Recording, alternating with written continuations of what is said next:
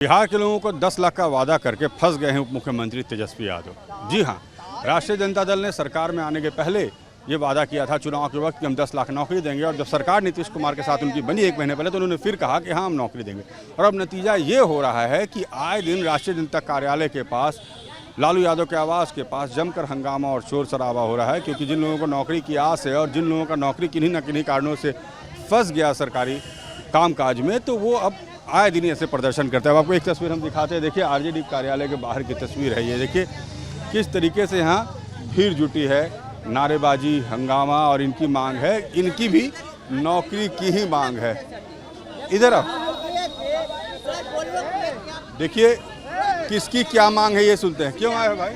2011 वाले जो होमगार्ड की बहाली था, उस बहाली के लिए आए। उस बहाली में हमने दौड़ की है, अनंतपुर स्टेडियम में किए हैं, जिसमें पास घोषित हुए हैं, फिजिकल हो गया और मेडिकल भी हो गया। मेडिकल के समय उसमें बोलने कि पास और फेल का अवसर नहीं दिया जाता है। जब उसमें पहला मेरिट निकला, मेगा सूची निकला, उसमें भी नाम था। उसका दूसरा भी जो आपबंदी बोले उसमें एक लिस्ट जमा कर दीजिए, तो उसमें भी नाम हुआ, तो उसमें भी नाम हुआ। जो लास्ट में जो मेरिट लिस्ट निकला तो मेरिट लिस्ट उस पर नाम नहीं है।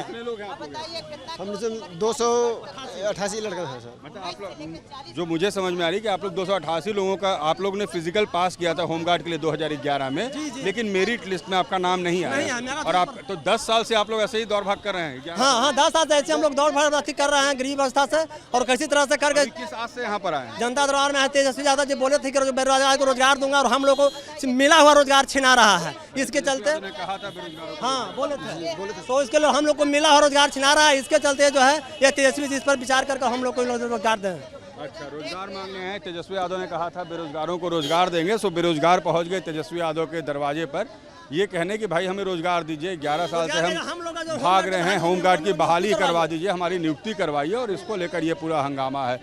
तो इस वक्त तस्वीर आपको हम आरजेडी कार्यालय की दिखा रहे हैं, जहाँ पर देखिए किस तरीके से आए दिन इस तरीके के प्रदर्शन अब होने लगे हैं। और इनकी एक ही मांग रहती है कि भाई हमें नौकरी चाहिए। आपने कहा था 10 लाख नौकरी, आपने कहा था बेरोजगारों को रोजगार देंगे, तो हमारी नौकरी कहाँ है? आप भी नौकरी के लिए आए? जी। क्या हो गया? होमगार्ड की नौकरी के लिए आए हैं? जी। अच्छा, जो नौकरी मांगने आए हैं वो भी कंफ्यूज है। क्यों आए हैं? क्यों लोग खड़े हुए हैं नौकरी के लिए? नहीं, नौकरी के लिए नहीं, लोग को समझाया जा रहा है कि हमारी सरकार आई है, पेशेंस रखिए। तेजस्वी जी सारे विभाग को लिख के दिए हैं कि इसमें कितना खाली है, अब उसमें विचार करके अपना वैकेंसी निकालेंगे।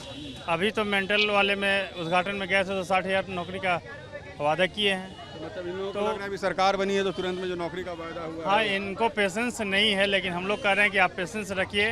तेजस्वी जी की सरकार बनी है, नीतीश जी के साथ में है, तो आपको रोजगार मिलेगी, इसमें कोई दो राय नहीं।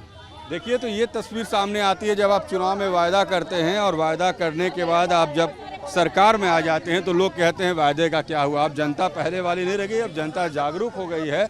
और पटना में आरजेडी कार्यालय के बाहर का ये प्रदर्शन और भीड़ ये बताती है कि कैसे अब लोग घूम घूम अपना रोजगार मांग रहे हैं। सो आप वायदा करके बच नहीं सकते। तेजस्वी यादव ने अगर 10 लाख का वायदा कर दिया नौकरी का, तो उन्हें नौकरी देनी होगी। लोग कह रहे हैं भाई हमें नौकरी चाहिए, और नेताजी समझा रहे हैं कि थोड़ा पेशेंस रखिए। तेजस्वी यादव ने कहा है बेरोजगारों को नौकरी देंगे, थोड़ा वक्त लगेगा, मगर लोगों के पास ना उतना वक्त है, ना संयम है। बेरोजगारी में इतना लंबा वक्त गुजरा है कि रोजगार की आस में प्रदर्शन तो होंगे ही। बड़े जर्नलिस्ट सत्येंद्र के साथ रजनीश सिन्हा, न्यूज़ नेशन, पटना।